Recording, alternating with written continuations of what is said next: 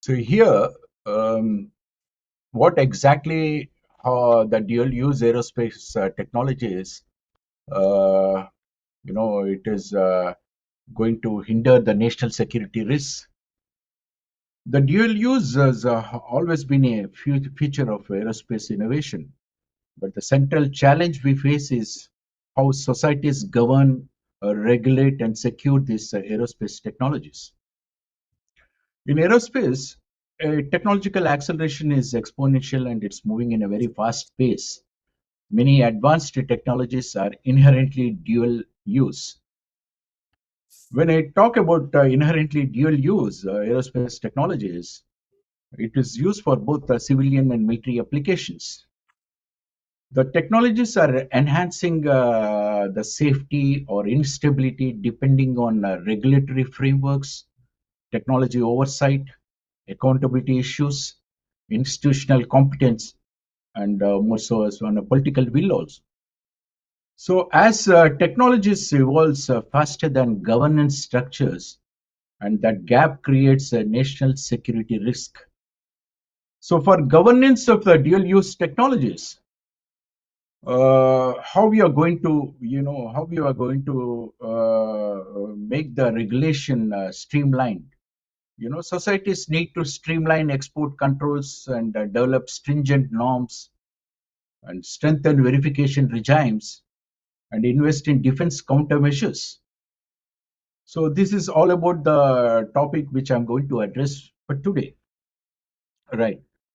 Regarding the agenda is concerned, uh, so I am going to discuss what exactly the definition of dual-use aerospace technologies. Um, Next slide, please. Dual-use aerospace, what is the definition for the dual? Can be repurposed or adapted for military targets.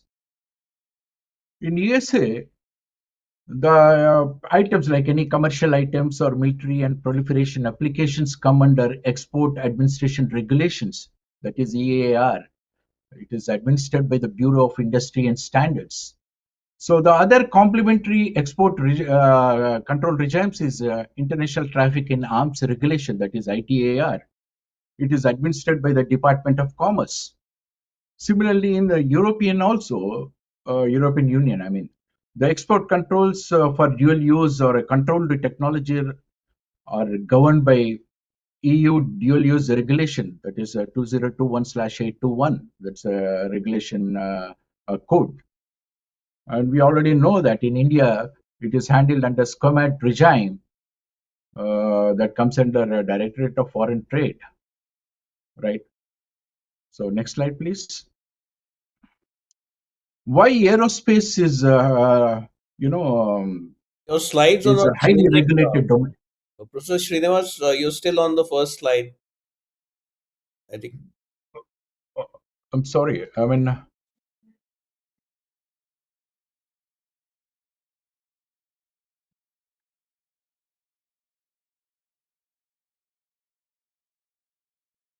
no, the agenda which I'm going to discuss was on what is exactly is dual use, why it is regarded as a highly regulated domain, what are the key dual use aerospace technologies, and that hinder the national security. Okay, and what is the national security nightmare, which I'm going to discuss in an elaborate way, and what is the security dilemma, and what's the risk architecture, and how do you manage this risk, and what could be the policy balancing act that India, like a nation like India, should undertake this, right?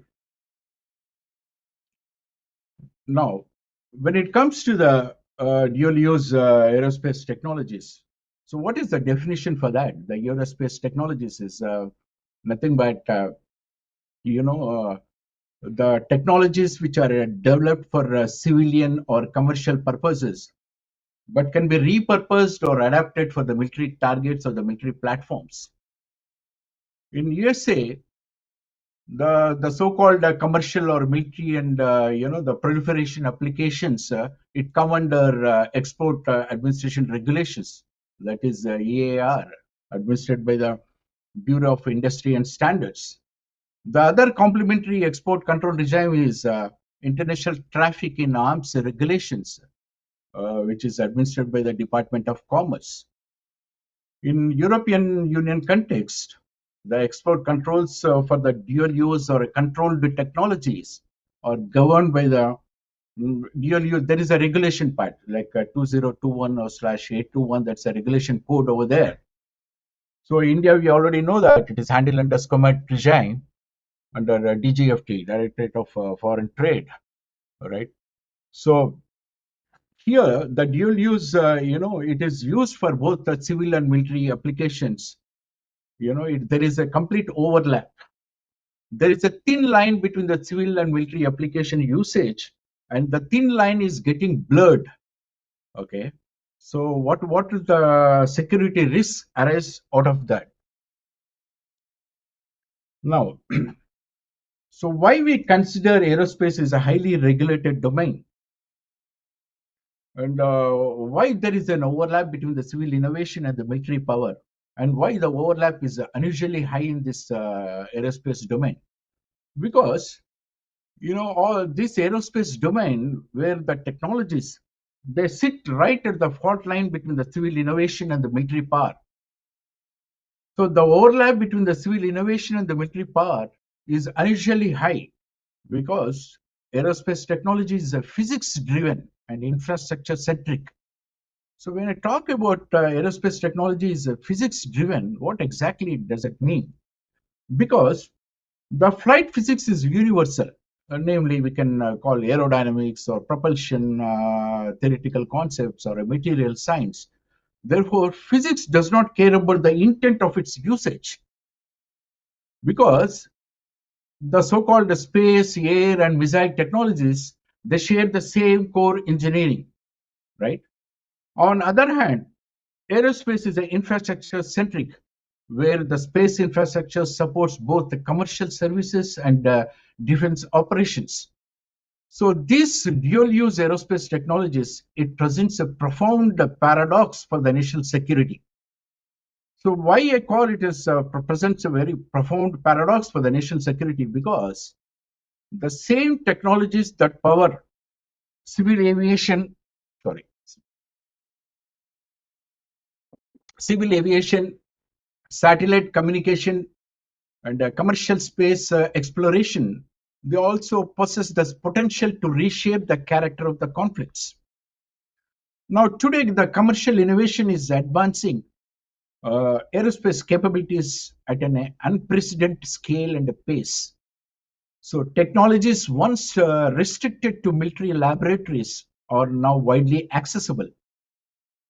So, I mean, to substantiate the claim that many technologies are not only restricting to the military laboratories, for instance, I can just quote here, you take about the navigation systems, global positioning systems, GPS.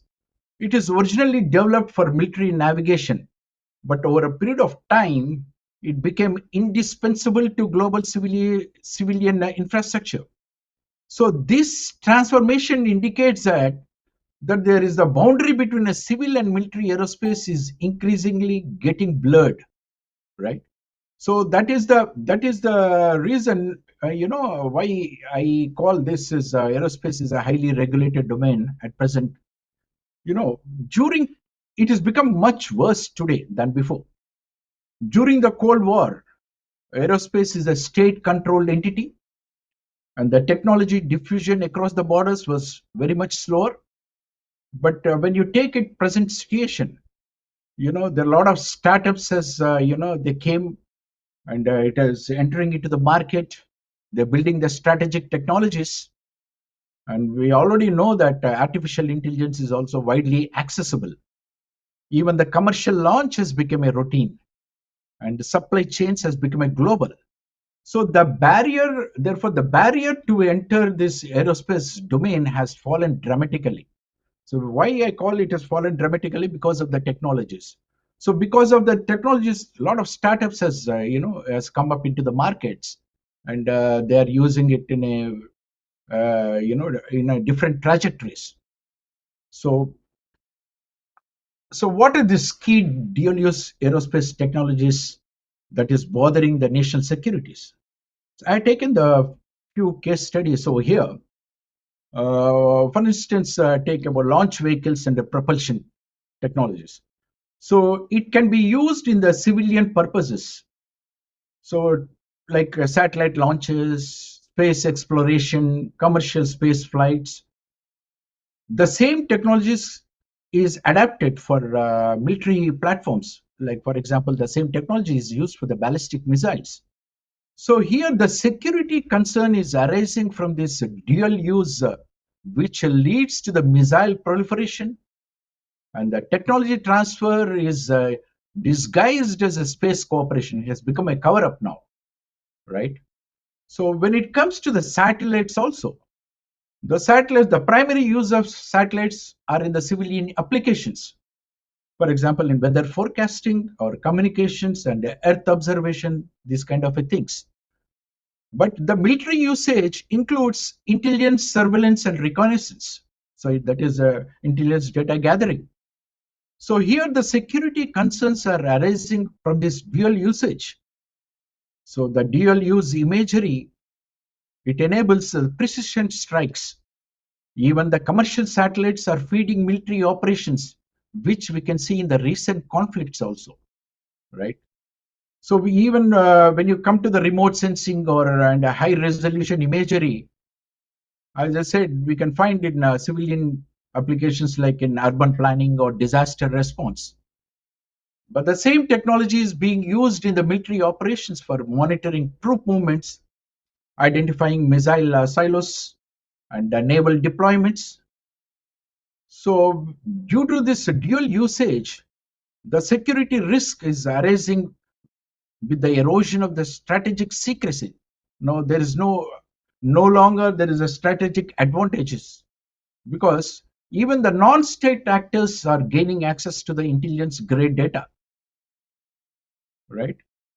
So when it comes to the navigation systems also, we have a lot of like a global positioning systems. We have a GLONASS, that's a Russia can be used, Galileo, okay, and BEDO. All these navigation systems are used in a different continents. So the navigation systems are used both in civilian and military systems. In civilian platforms, it is used in the navigation and aviation security and safety. But on the other hand, it finds applications in military platforms such as precision guided munitions, drone navigation. So it has become a network centric warfare, right? So there are a lot of vulnerabilities of these navigation systems. We have the spoofing, jamming vulnerabilities, which are more of security concerns. So as military depends more on the navigation systems, it creates a strategic choke points, right? So that is one thing. Navigation systems has become a predominantly security concerns nowadays. Now, when it comes to the unmanned aerial systems, the drones, the commercial drones are used in mapping and delivery purposes, and there are a lot of applications towards it. But on other hand, the military risks arises from weaponized drones, swarm attacks, kamikaze, unmanned air vehicles, that we had seen in the recent past also. When I talk about the weaponized drones, what exactly is this? The drones are equipped. I mean, this is a future warfare. The drones are weaponized. It could weaponize with biological, precursors or chemical precursors. So it leads to the, what do you call, weapons of mass destruction, the aspect of it. So here, the security concerns arises from the low cost asymmetry warfare. What is low cost asymmetry warfare? Because we are seeing a low cost. It is a warfare between the low cost cheap drones. I mean, the low cost drones versus expensive defenses. So it is quickly translating into terrorist and proxy war adoption. So we had seen in the recent conflict like Iran and Israel. So both the parties, both Israel and Iran, they're using a cheap drone so that to exhaust the missile stockpile of the other nations. So this is something, it has become a low-cost asymmetric warfare. So when it comes to the advanced materials and manufacturing, so what are the advanced materials here? The carbon composites or heat-resistant alloys, and the new manufacturing technologies came up: additive manufacturing, 3D printing, those kind of things. Here I just want to emphasize more on the composites because I come from the background with this. My doctorate is in PhD program is in composite materials. The composites are very lightweight, high strength, heat and fatigue resistant materials. They are increasingly being used in the aircraft and space structures. Why? Because of the characteristics, the stiffness or the strength or the lightweight. The lightweight aircraft once uses the composites. I mean, the aircraft which uses the composite materials, it enhances the fuel efficiency because of it low weight. Okay, so the same materials can be used in the military platforms also, such as stealth platforms, hypersonic vehicles, missile re-entry vehicles. So it is difficult to monitor the supply chains and the knowledge transfer. And the knowledge transfer has become a hard to control, and it is raising a security risk, right? Now, the most talked about the subject was artificial intelligence. We find the applications of artificial intelligence in various civilian applications as well as the military part also. Especially artificial intelligence find in flight optimization systems, that is autopilot in civil aviation and autonomous navigation. In military platforms also, one can increasingly witness the inroads of the artificial intelligence into autonomous weapons. It becomes a target identification easier, and you already know that swarm drones coordination part. So the security concern arises from escalation issues. Why escalation issues is because the bottom line of artificial intelligence being used in this weaponized or autonomous without any human control. So there is also an equally attribution problems in the conflict. So we cannot correlate who has done this attack, right? So similarly, when it comes to the space situational awareness and on-orbit servicing, so on-orbit servicing is helpful in applications like debris removal and satellite repair. The military risk involves here is that our nations moving more towards anti-satellite capabilities. So indirectly it leads to the weaponization of space. So weaponization of space under the cover of maintenance. This is something need to be addressed. Similarly, in the avionics also, these are the electronic systems used in the aircraft or a spacecraft, UAVs. So these avionics, it enables communication part, surveillance, navigation, right, flight control, and monitoring systems. As avionics being used in both civil and military applications, the security concerns or the risk arises from proliferation and WMD delivery, because there is a risk involved in end use and end user risks. There are cyber security risks also and the geopolitical risks, right? So these are the key dual use aerospace technologies which are find applications both in civilian and military platforms as becoming increasingly a security concerns. So thereby the national security is at the receiving end, all right? Now, what is the deeper insight over here? So how do you define this? What is the core security equation over here? Here, the security risk is a product of capability, intent, and the governance gaps. As technology increases capability, so the deeper insight in this 21st century is that The security concern is that the institutional velocity is less than technological velocity. So when I talk about the institutional velocity, take about the anything about the governance aspect of it, the export control regimes or military platforms or civil aviation regulators or academia. So that institutional velocity is less than the technological velocity, because as technologies are going at a rapid and exponential pace, we are unable to catch up with this kind of technological pace, the regulations. So when institutions cannot adopt at the same speed as the innovation, so naturally the instability emerges. So here the institution velocity must evolve at the same velocity as the innovation. So that is, I'm just going to emphasize. So how these institutional velocities must evolve at the same velocities as a innovation part, so that it enhances our capability, it reduces the instability, and it makes the governance more wise. Okay. Now,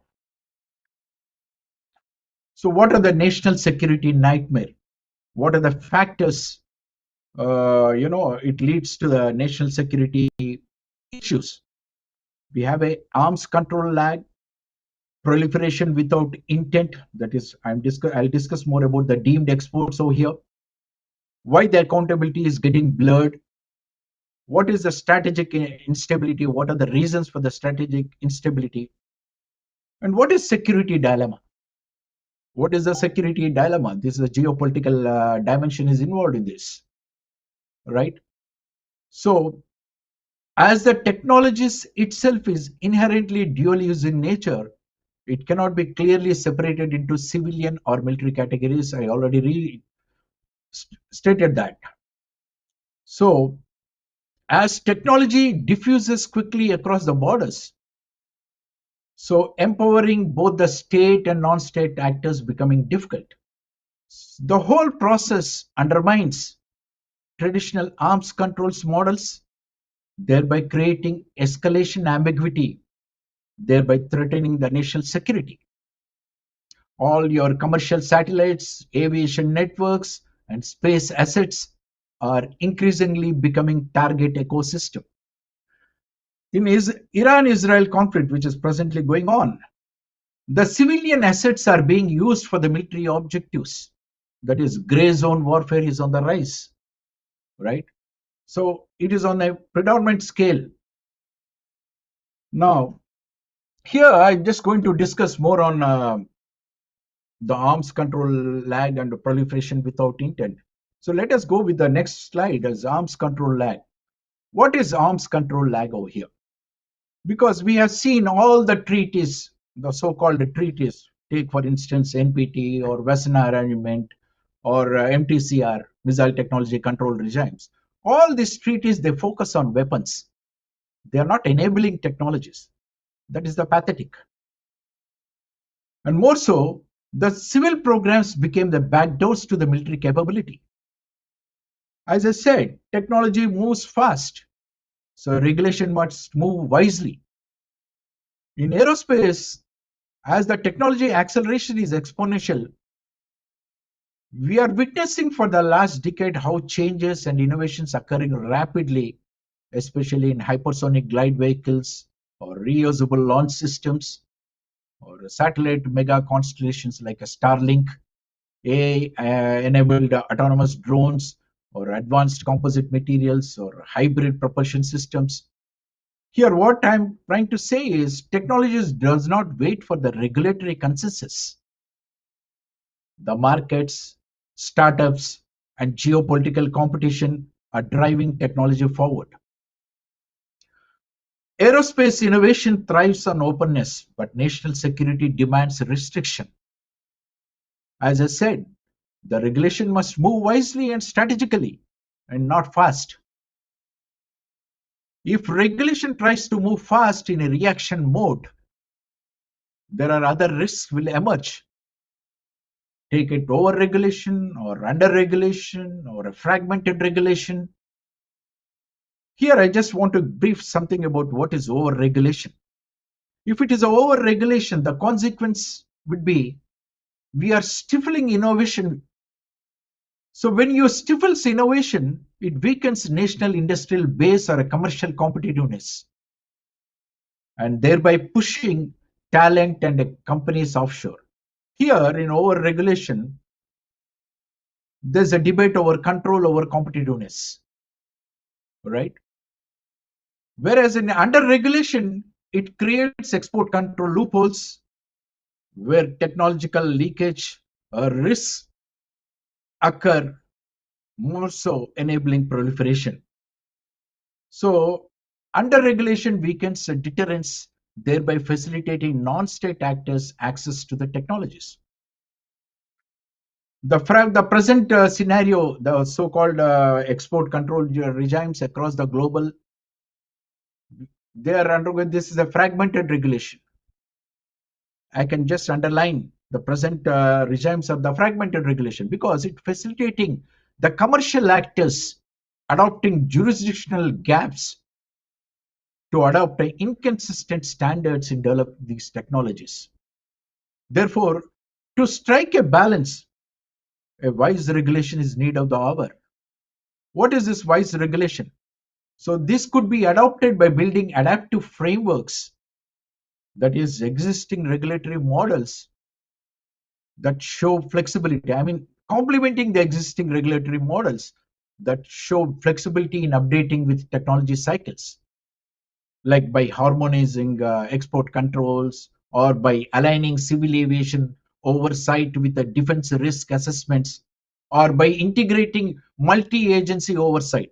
There should be a civilian and military, the integration should take place, right?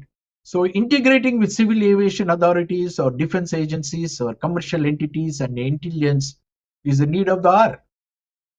So the strategic, the interpretation of what I said, technology moves fast and regulation must move wisely. It implies a governance philosophy.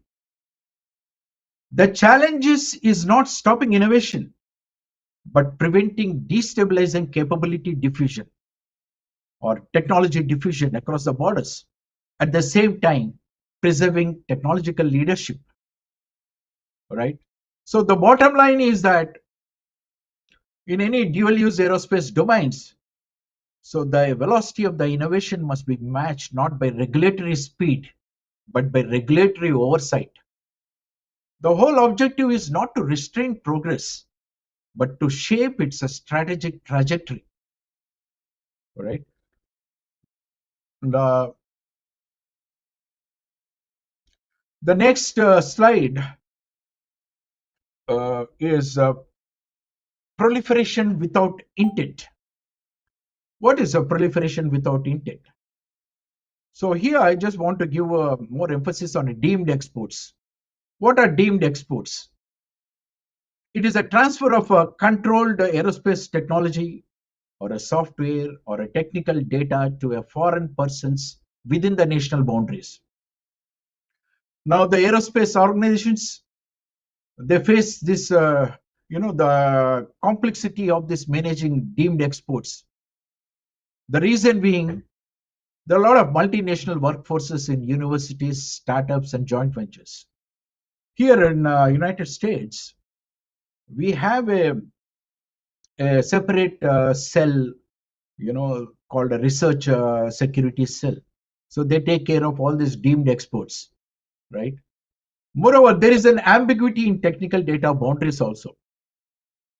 A deemed export risk is triggered when foreign employees or researchers or interns or consultants, when they access controlled technical data or design files or testing parameters in universities and labs, then the security issues comes, right?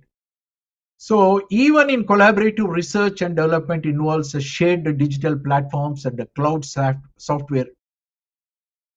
There is after the onset of COVID, we have this remote, people are working in a remote access.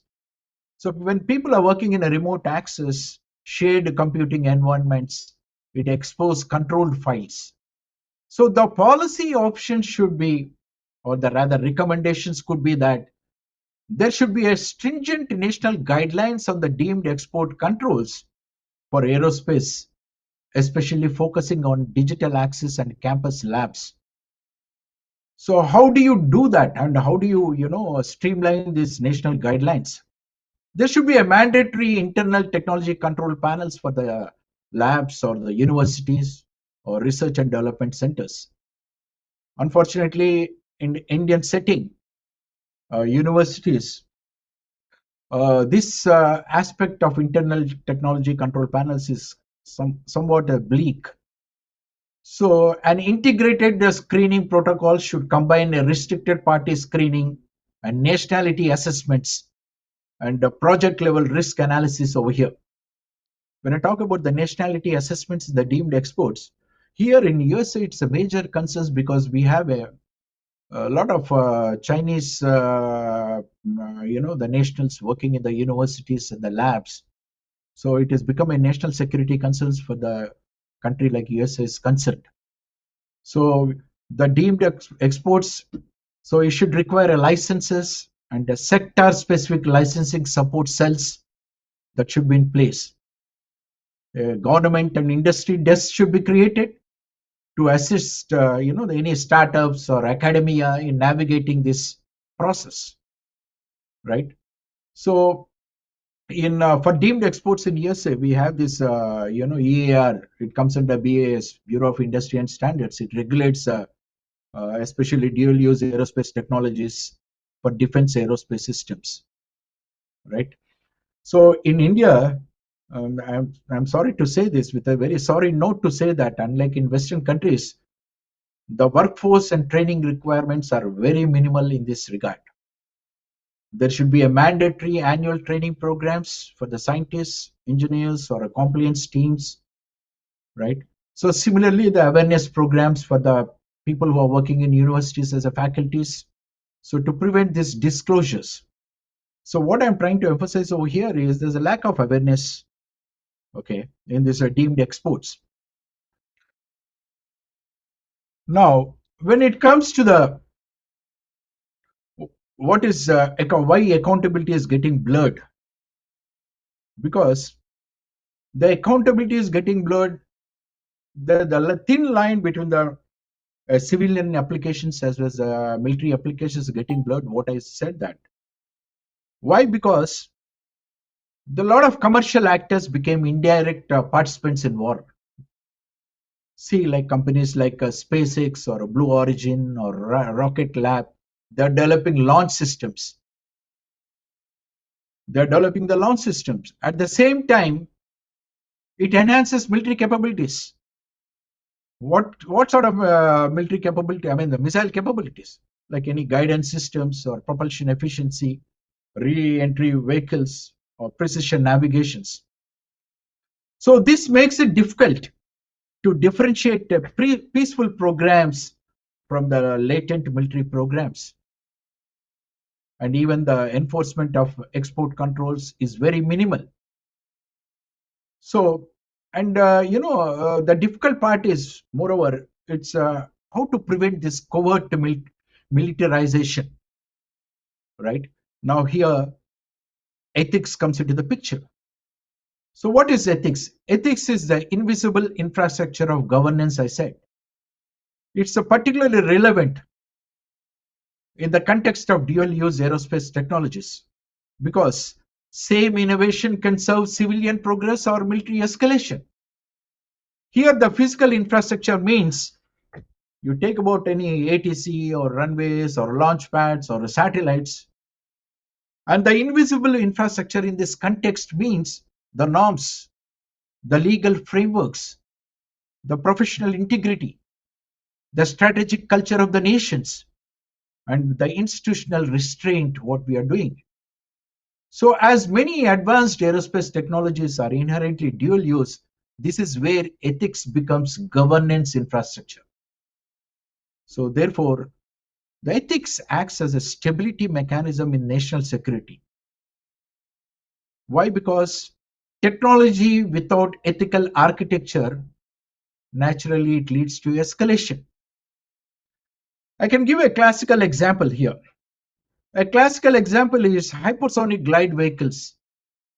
It reduces decision and reaction time in nuclear command chains. As a result, what happens? The crisis instability increases and miscalculation risk grows. On the other hand, and if ethics and restraint doctrines are also weak, so the misinterpretation becomes catastrophic. So, what I mean to say here is the ethical doctrines slow escalation even when technology accelerates it. So, for aerospace governance, so ethics operate quietly. Take, for example, you take export controls, where ethical judgment determines what to restrict. Or you take in case of a responsible usage of artificial intelligence in defense. Now the question arises, is autonomy be human in the loop or human on the loop? This is a very moral architectural decision. Even in commercial space militarization, ethical governance determines acceptable use. So what I'm trying to emphasize here is technological advancement is visible power, whereas ethical governance is invisible power, which is a strategic paradox. So the states that ignore ethical governance will gain a short-term advantages, but in the long term, they lose legitimacy and thereby increasing systemic instability. So therefore, it is an unseen architecture that prevents innovation from becoming escalation, right? So next is, what is strategic instability over here? Now the strategic instability is, as we know, the innovation cycles are going at a very rapid pace and it is outpacing intelligence and regulatory adaptation. So there is an element of strategic surprise over here. Even the export control regimes like Wassenaar Arrangement or Agreement or MTCR, Missile Technology Control Regimes, they are struggling to keep pace with the rapid commercial innovation. The strategic instabilities I can just quote in terms of, like, for example, take space assets. The space assets are being fragile, critical infrastructure, and the incentive to strike first is in crisis. It creates a strategic instability. As I already reiterated, the fact that the technology is outpacing intelligence, or the innovation cycles are outpacing the intelligence and regulatory frameworks. Here I can give a very classical example. Take, for example, space launch vehicle technology.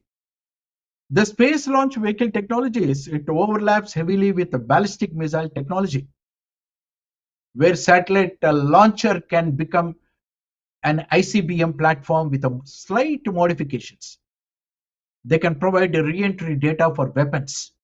They can enable payload delivery over intercontinental range. So here, the dual-use systems create uncertainty. What is that uncertainty? Now the question will come: is a launch is a civilian or military? Is a satellite maneuver is a defensive or offensive? Is a test conducted for research or weapons validation? So all this uncertainty leads to strategic ambiguity and escalation risks. So the strategic ambiguity increases miscalculation risk, it increases instability, and encourages a preemptive strike temptation, right? So what are the strategic consequences of such surprises?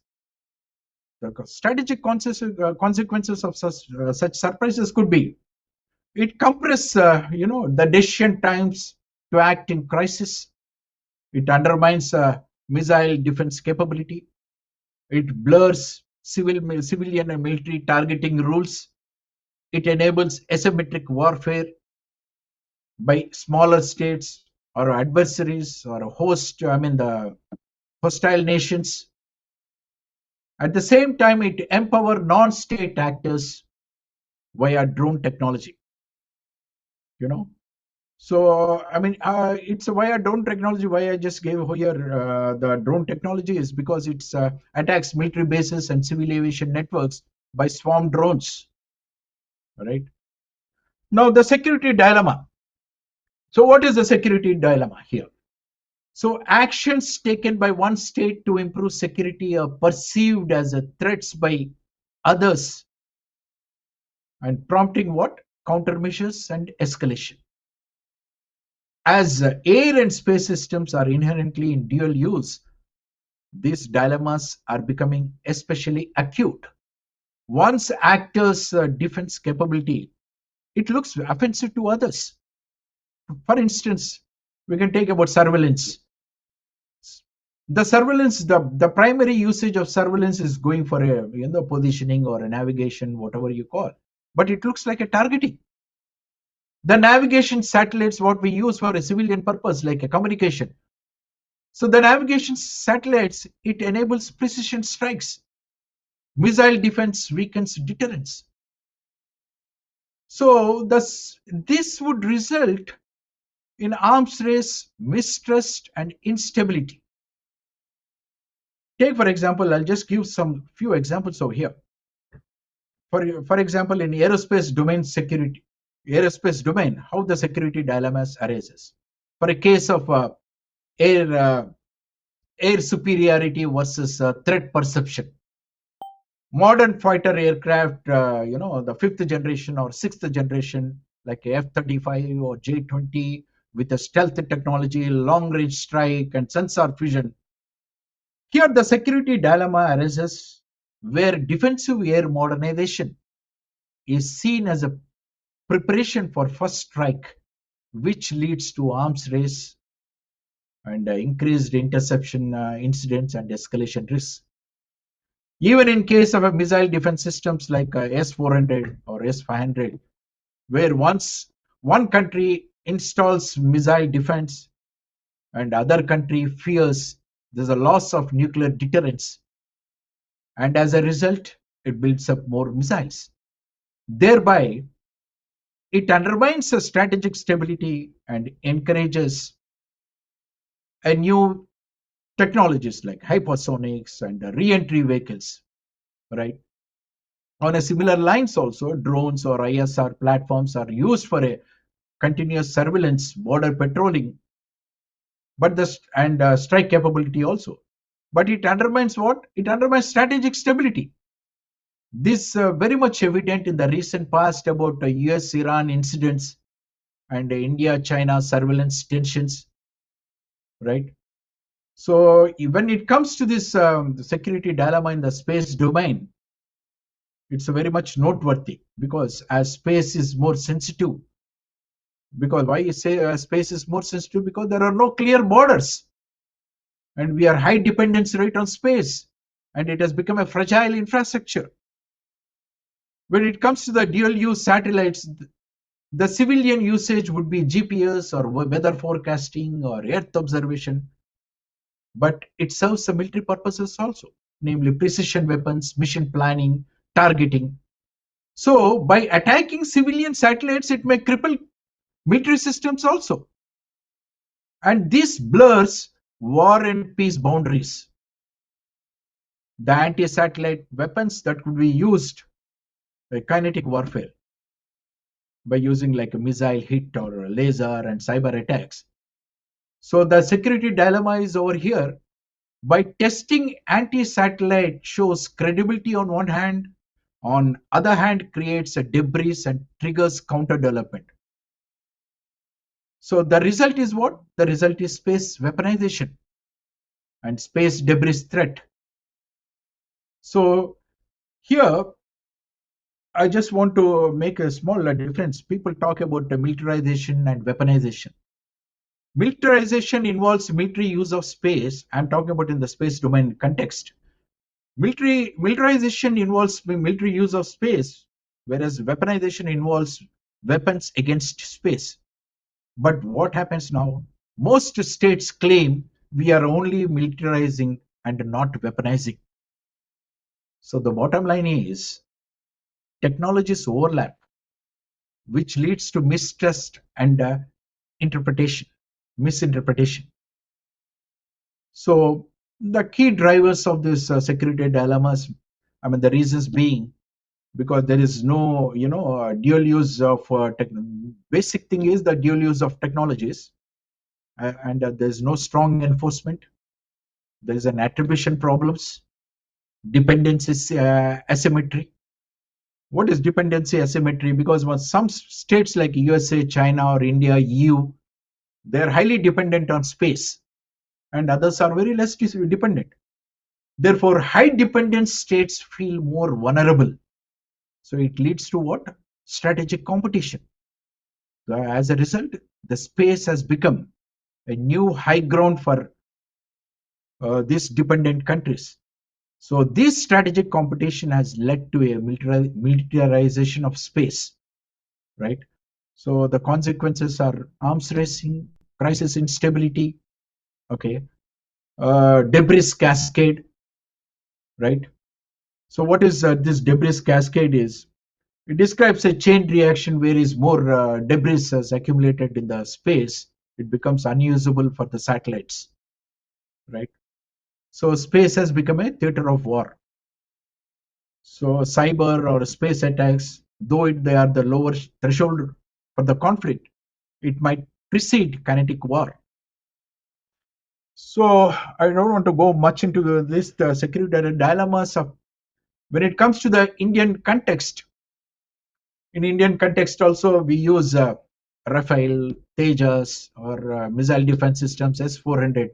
They are integrated air defense systems, and the security dilemma here is defensive modernization versus China, Pakistan perceptions, right? So even in space domain, Indian inroads into GSAT or Mission Shakti, the security dilemma arises here is deterrence versus destabilization. Though India's official position is for peaceful purposes, it is using it or to maintain a credible deterrence. The Indian official position is, it is substantiated by the fact that we have not yet devised any weaponization doctrine. So the whole issue is, how to manage the security dilemmas. The only thing is what we can see in this, the future ahead is confidence building measures, like confidence building measures like pre-launch notification or space traffic coordination or real-time data sharing, and even the norms and the codes of the conduct should be streamlined, for example UN guidelines or no first anti-satellite attacks or the proposals or responsible behavior norms. The transparency protocols has to be followed very strictly, like maintaining a transparent registries or mission declarations has to be made, and testing disclosures need to be put forward. So the future for any future policy, that the future policy should be based on a debris ban and a proximity operation rules need to be enforced. And it is more worrisome because in future trends we could see there is space militarization is going to increase in future with more space forces, more space satellites of patrolling orbits, that is orbital patrolling satellites will be on the rise. And we already know that artificial intelligence control systems are growing at an exponential rate. And even commercial entities like SpaceX or OneWeb or Starlink, their applications are going more towards military usage. So as a result, it is increasingly the line between the civil and military divide is increasingly getting blurred. There's an increasing trend towards cyberspace integration so that attacks become invisible. So the future we can see is more artificial intelligence driven warfare, where autonomous satellite management leads to faster escalation trends. So how the risk architecture, how do what is the risk architecture The risk architecture over here, we have a strategic risk, operational risks, and a governance risks, right? So what is this? For example, I can say that the adversaries or hostile nations can jam or spoof satellite navigation used by aircraft, drones, and precision weapons. And the impact would be felt in navigation errors, mission failures, and a loss of precision strike capability. So, under commercial drone weaponization, the low cost commercial drones can be modified for surveillance or attacks on air bases. This was witnessed in Israel and Iran conflict, where air bases become vulnerable for drone swarm attacks. So, military operations rely heavily on commercial space services. That is one more thing which is of concern because the high dependence on commercial satellite communications and imagery, where the impact is felt in operational disruptions. Because if services are denied or controlled by foreign entities, naturally we feel that. We feel the strategic risk over here, right? As advanced aerospace technologies are widely available, so there will be every chance of technology proliferation or capability diffusion across borders. So with this, the technology diffusion, the adversaries can quickly replicate operational capabilities at a low cost. So that is the global axis of this technologies or technology diffusion. So it reduces military innovation gaps, resulting in erosion of technological superiority. Because the military reliance on private companies for a satellite communication or launch services or data sharing, it reduces what the sovereign control over critical infrastructure because we are putting into the hands of the private companies. So this strategic dependence on private sector, there is a room for military systems of the states or vulnerabilities of the military systems can be exposed, right? Even the commercial, the satellites became targets during conflicts. So the escalation of space conflict leads to the global infrastructure disruptions. Here, I just want to emphasize the commercial aerospace innovation should be quickly integrated into the military systems. Why? Because there should be, the commercial and military integration because it enhances the capability development of smaller or non-state actors. Otherwise, it increases the capability development of the non-state actors. So there should be an integration between the commercial aerospace entities as well as military systems. So this enables the opponents or adversaries to bypass traditional military R&D cycles. So the civil aerospace collaboration can transfer sensitive technologies to competitors, leading to technology leakage to the rival states for further proliferation of weapon programs. So when it comes to the regulatory and governance risks, what are the risks involved over here? And it is very self-explanatory when I talk about the regulatory and governance risks. Dual use technologies are very difficult to regulate because they have a legitimate civilian uses as well as the military applications. The sensitive technologies may reach rival or non-state actors. Here the challenge is how effective export controls are. The global governance mechanisms are still evolving, especially in case of emerging technologies. The weak in international regulatory frameworks, it's allowing loopholes in technology transfer and proliferation, especially due to private sector dominance in launch vehicles, launch services, or satellite networks, or data sharing or data services. The national security priorities may conflict with the corporate or foreign interests, right? So once these technologies enter into the commercial markets, tracing their end use becoming a bigger challenge. because civilian technologies can be covertly adopted for military purposes. Even if there is a there is a legal ambiguity in space and aerospace operations also. So the existing frameworks, the legal frameworks, are struggling to address issues like militarization of commercial space assets. So due to unclear accountability, there will be a escalation during the conflicts.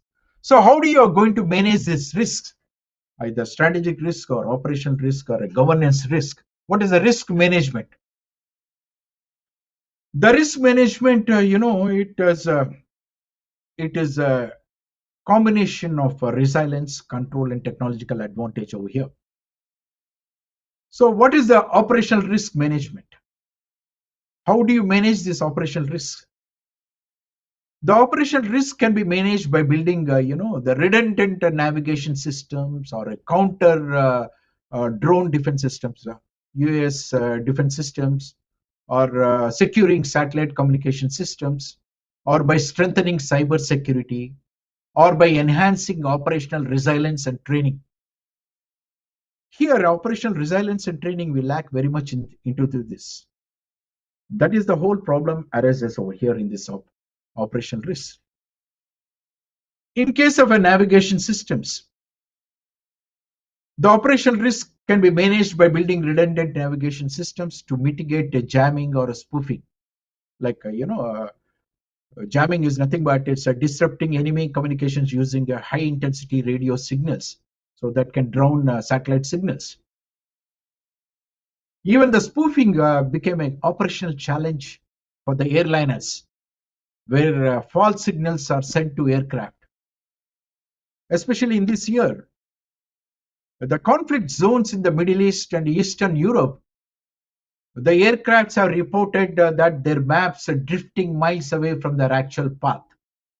This is the biggest challenge for them. The spoofing has become a very, it's the biggest operational challenge for the airliners. So it could be managed by developing alternatives to the satellite navigation systems, by building up, by strengthening inertial navigation systems or terrain navigation, or going for a multi-constellation GNSS.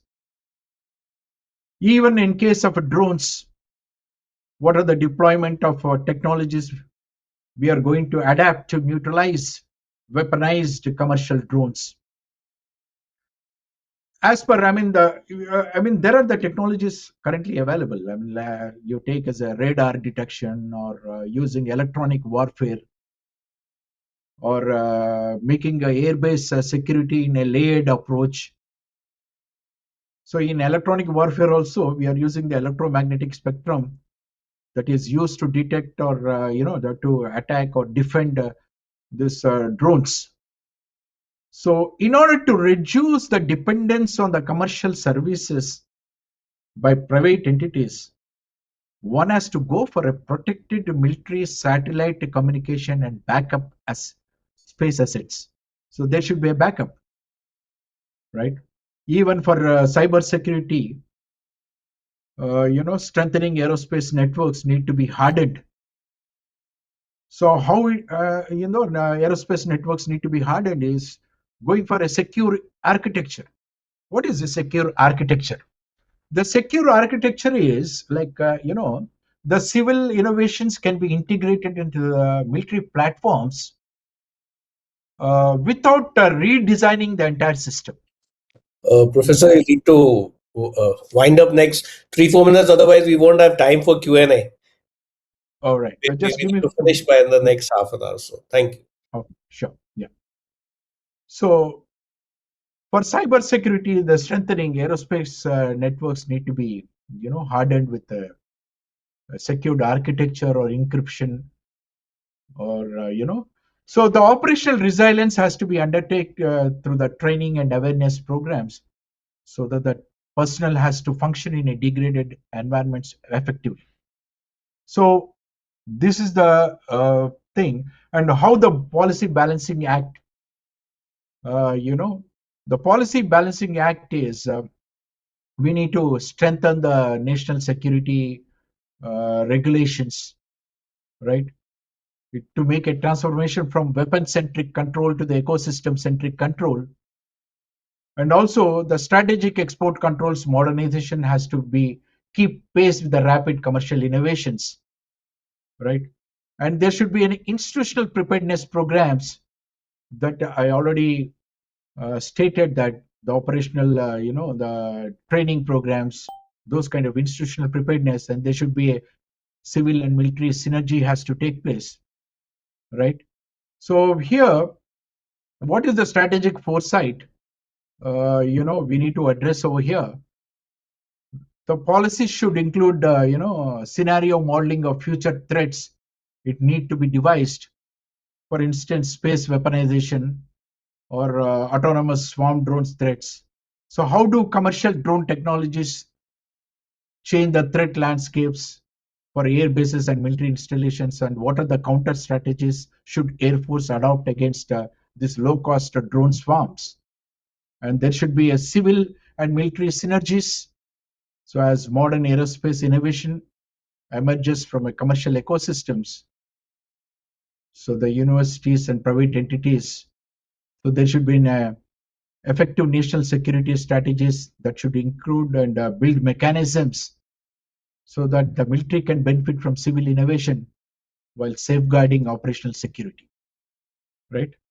So there should be a controlled overlap in practice. That's what I'm trying to emphasize over here. The key takeaway is, the dual-use aerospace technologies are not the exception; it is the rule. The real security challenge is governance and not technology itself, right? So the future belongs to the societies that govern technologies, not chasing technologies. So that is the key takeaway from the entire thing. So here, I just want to just make a closing statement of here. So instead of chasing technologies, the governance of technology matters most. So by governing technology, we could able to anticipate the downstream consequences. So the consequences can be curtailed if we could include legal, ethical, and strategic frameworks in our policy planning at an early stage. So therefore, integrating civil, military, and security planning, the technology diffusion and proliferation networks can be addressed, especially in these dual-use aerospace technologies. Thank you very much. So